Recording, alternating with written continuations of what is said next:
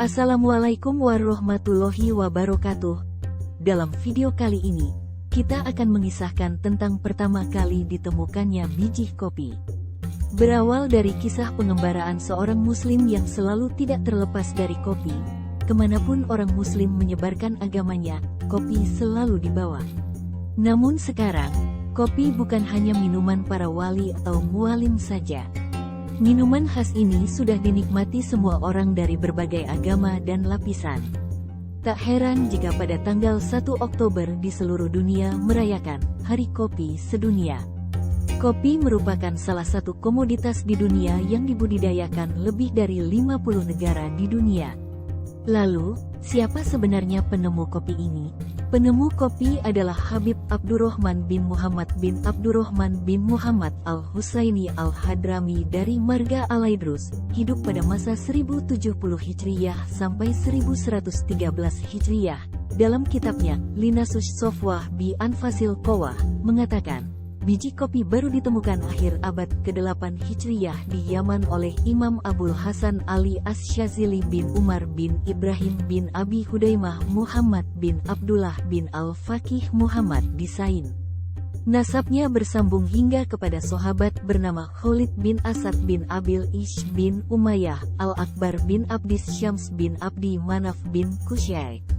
Informasi dari Madras Ribat menyebutkan, beliau adalah pengikut Thariqah Syaziliyah, bukan pendirinya. Karena pendiri Thariqah Syaziliyah, Al-Imam Kutub Sayyidina Abul Hasan Asy-Syazili bin Abdullah bin Abdul Jabbar Al-Hasani Asy-Syazili yang bersambung nasab kepada Rasulullah Shallallahu Alaihi Wasallam telah wafat pada tahun 828 Hijriyah.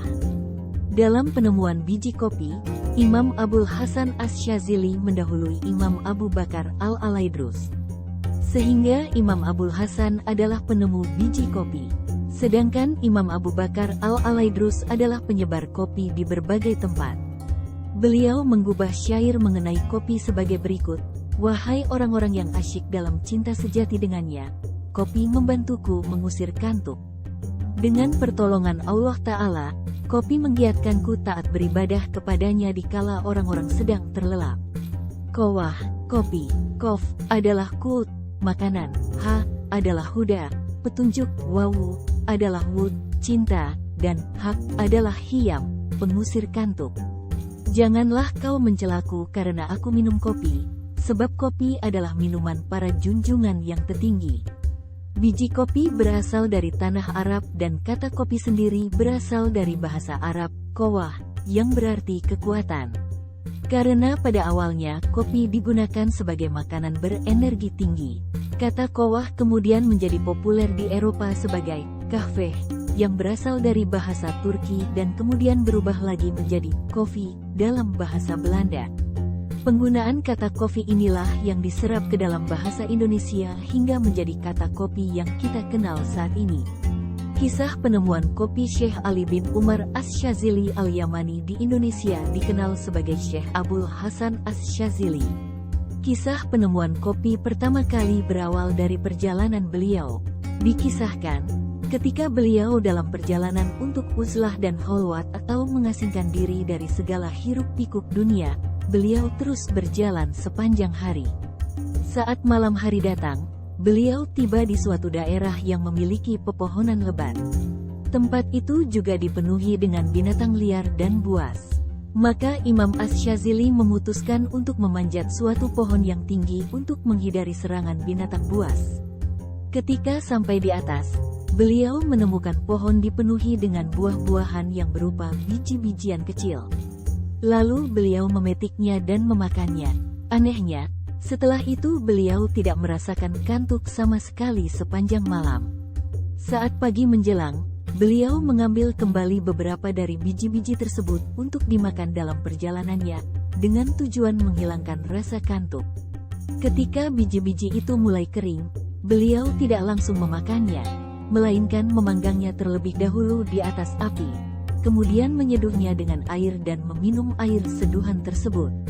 Akhirnya menyebarlah minuman kopi ke berbagai penjuru negeri.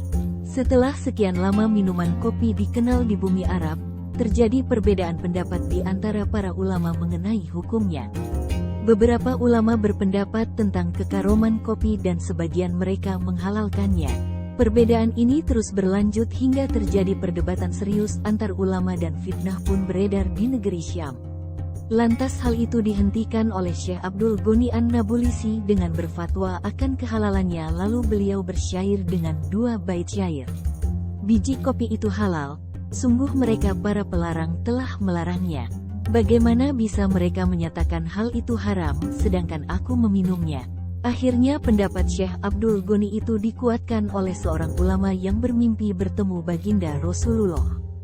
Dalam mimpinya, beliau menanyakan perihal perkara kopi itu kepada Nabi. Bagaimana hukumnya? Rasulullah menjawab, malaikat akan terus senantiasa memintakan ampun bagi si peminum kopi selama aroma rasa kopi tersebut masih tersisa di mulutnya. Imam Najmuddin Al-Ghazi berkata dalam kitab Al-Kawakib As-Syairoh fi Ayan Al-Miyah Al-Ashiroh bahwa orang yang pertama kali menjadikan kebiasaan minum kopi sebagai minuman berkhasiat adalah Habib Abu Bakar bin Abdullah Al-Aidrus dalam Sohibul Rotib Kubro Al-Alaidrus. Beliau membuat racikan kopi dari buah pohon bun. Para ahli sejarah menyebutkan, abad ke-13 kopi menyebar ke Afrika Utara, negara-negara Mediterania, dan India.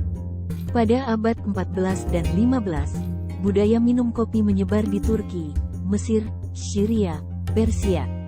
Sedangkan di Indonesia, sejarah kopi tidak lepas dari masuknya Belanda yang membudidayakan tanaman kopi pada tahun 1696 sampai dengan 1706.